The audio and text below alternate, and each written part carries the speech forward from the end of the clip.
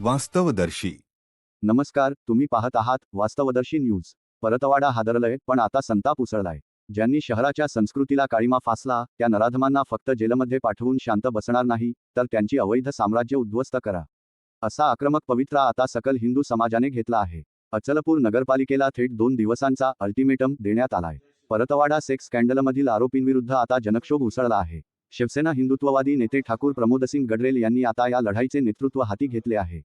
त्यांनी अचलपूर नगरपालिका प्रशासनाला स्पष्ट शब्दांत इशारा दिला आहे की या प्रकरणातील आरोपींनी जी अवैध बांधकामे केली आहेत ती येत्या 2 दिवसांत जमीनदोस्त करण्यात यावीत.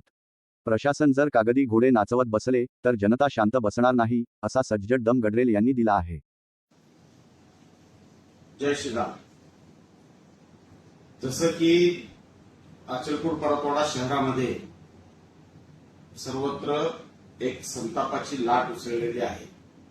समाजामध्ये प्रचंड रोष आहे आणि एकंदरीत काल नगर परिषदेची कारवाई पाहत असताना मला असं वाटलं होतं की कुठेतरी या नराधमाला शिक्षा होत आहे आणि त्याच्यावर प्रशासन देखील प्रामाणिकपणे गांभीर्याने ऍक्शन घेत आहे.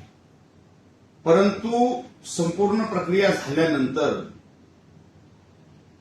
जे चित्र समोर आलं, त्या घराची बुलडोझर कारवाई म्हटली गेली, परंतु त्या घराची फक्त एक पायरी तोडून आणण्यात आली.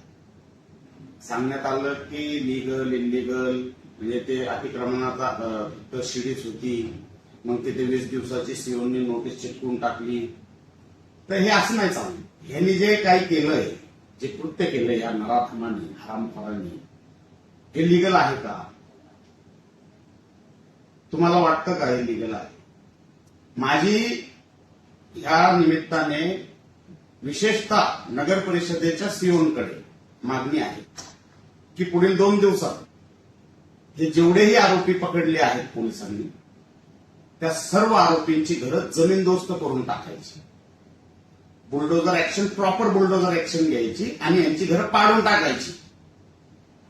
आणि 100% सांगतो, सगळीच्या सगळी घरे इलिगल आहेत. कुठल्याही घराला बांधकाम परवानगी नाहीये. पुढे यावं प्रशासनाने आणि ती घरं पाडून टाकावी. आणि जर असं नाही झालं सीओ साहेब, है ना, तर तिथून पुढे 2 दिवसामध्ये म्हणजे 19 तारखेला रविवारी आम्ही सकल हिंदू समाजाला सोबत घेऊन विराट हिंदू जन आक्रोश मोर्चाचे आयोजन करू. मागच्या वेळी प्रशासनाने तुम्ही विराट हिंदू जन आक्रोश मोर्चा पाहिलाय, त्यावेळी ती हिंदूंची एक मोठी लाट, परंतु यावेळी ती लाट सुनामी बनून येईल. आणि जर बाबरी सारखा ढाचा हिंदू समाज पाडू शकतो, तर 100% या नराधमांची घरं तर पाडूच शकतो. आम्हाला असं काही करायला भाग पाडू नका. मोर्चाचं आयोजन करण्यास आम्हाला जर तुम्ही भाग पाडलं तर त्याची जबाबदारी तुमची राहील. 2 दिवस खूप असतात. 2 दिवसात कारवाई करा प्रामाणिकपणे आणि ती घरं पाडून टाका.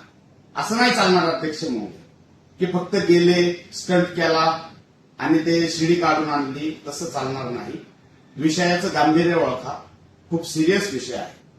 यावेळेस मोर्चासाठी मी राष्ट्रीय श्रीराम संघाचे अध्यक्ष सागर भैया बेग यांना ऑलरेडी आमंत्रित केलेलं आहे.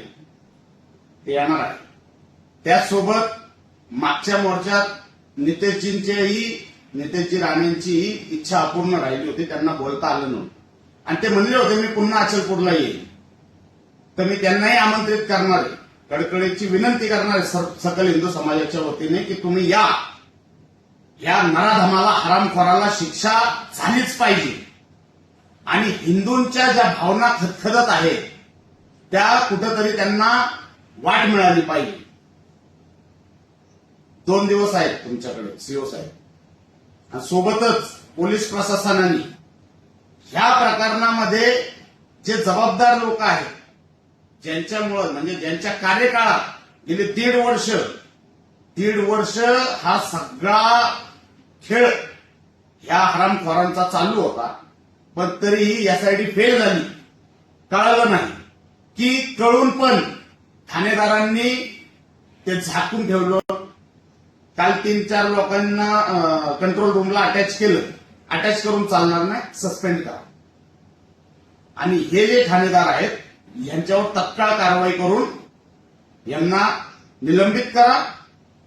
आमच्या या मागण्या आहेत. आम्हाला आमची इच्छा नाही, परंतु जर तुम्ही आम्हाला भाग पाडलं तर आम्ही रविवारी दिनांक 19 तारखेला विराट हिंदू जन आक्रोश मोर्चाचे आयोजन करू. 2 दिवस आहेत, 2 दिवसात कारवाई करा. जय श्रीराम.